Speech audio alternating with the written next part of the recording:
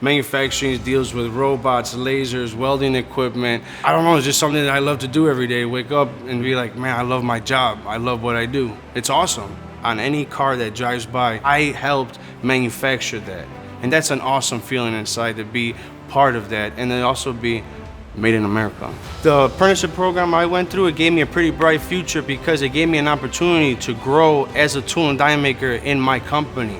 I entered the company as a forklift driver. I'm now a tool and die maker because of the apprenticeship program that I went through. Anybody can get a job in manufacturing, man, woman. There's an endless amount of work that you can pick a door to open and learn and grow into that trade. To the person thinking about getting a job in manufacturing, let me help you out because I'll be more than happy to show you what you can do.